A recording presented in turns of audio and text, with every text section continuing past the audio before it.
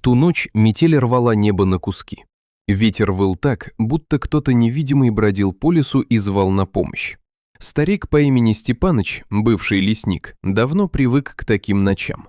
Он жил один на краю деревни, у самого бора, и знал, если буря такая лютая, жди беды.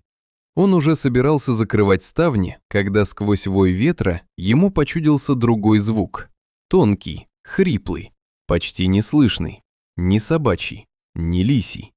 Степаныч замер, сердце у него давно не билось так быстро. «Не может быть», – пробормотал он, натягивая старый тулуп. Фонарь едва пробивал снежную стену. Сугробы доходили до колен, снег жалил лицо, но Степаныч шел на звук. Он знал лес на ощупь, каждую кочку, каждую березу. И вот у старой сосны, на поляне, он увидел то, что заставило его стиснуть зубы так, что хрустнула челюсть. К дереву скотчем были примотаны два крошечных волчонка. Совсем малыши. Шерсть смерзлась в комья, мордочки в снегу, глаза почти закрыты. Они уже не выли, только тихо хрипели. Степаныч снял варежку и коснулся одного, ледяной. «Люди», – прошептал он, и голос его дрогнул. «Да разве ж вы люди?» Он знал, что недавно в лесу стреляли, слышал глухие выстрелы, браконьеры. Теперь все сложилось. Мать убили, а над малышами поиздевались, оставили умирать. Скотч не поддавался замерзшими пальцами. Старик рвал его ножом, дышал на маленькие тельца, прижимал их к себе под тулуп. Волчата едва шевелились. «Терпите, родные, терпите», — повторял он, как заклинание. Дом встретил их холодом, печь почти прогорела. Степаныч растопил ее заново, снял с волчат ледяную корку снега, аккуратно протер теплой водой. Лапки были обморожены, на коже воспаление. Он грел молоко, капал в него мед, поил их по капле из пипетки. Ночью не ложился, сидел рядом, слушал их дыхание. Один раз младший вдруг перестал шевелиться. Степаныч вздрогнул, взял его на руки, растирал, согревал своим дыханием, пока маленькое сердечко не забилось ровнее. «Не смей», – тихо сказал он. «Я вас уже не отпущу». Дни тянулись тяжело.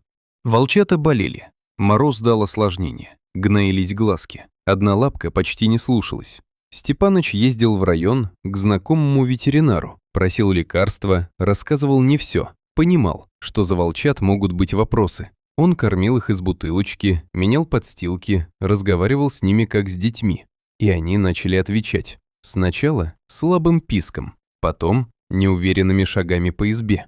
А через месяц по дому уже носились два пушистых серых комка, грызли валенки и тянули старика за штаны. Он назвал их Ветер и Снежка. Иногда ночью Степаныч выходил на крыльцо, смотрел в сторону той сосны. В груди поднималась боль. Он знал, что волки – звери вольные, и придет день, когда им надо будет уйти. Весной лес ожил, волчата подросли, стали сильными, в глазах появился дикий блеск. Они уже чуяли запахи леса, замирали, прислушиваясь к дальним воям. И однажды Степаныч понял – пора.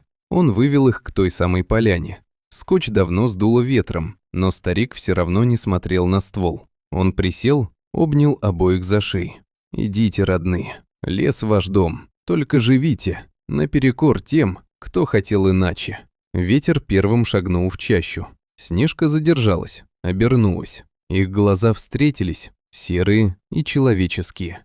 И в этом взгляде было все: благодарность, память, связь. Они исчезли среди сосен. Степаныч стоял долго. Плечи его дрожали. То ли от ветра, то ли от слез. Дом снова стал тихим. Но теперь тишина была другой. Через несколько недель в лесу начали говорить о странном. Браконьеры больше не заходили в эти места. Их машины глохли на подъезде. Собаки выли и рвались с поводков. Однажды ночью над деревней раздался мощный, слаженный волчий вой. Степаныч вышел на крыльцо и улыбнулся. Он узнал этот голос, и в тот момент он понял: добро, даже если оно маленькое и хрупкое, как два крошечных волчонка в метель, способно вырасти в силу, которая охраняет целый лес.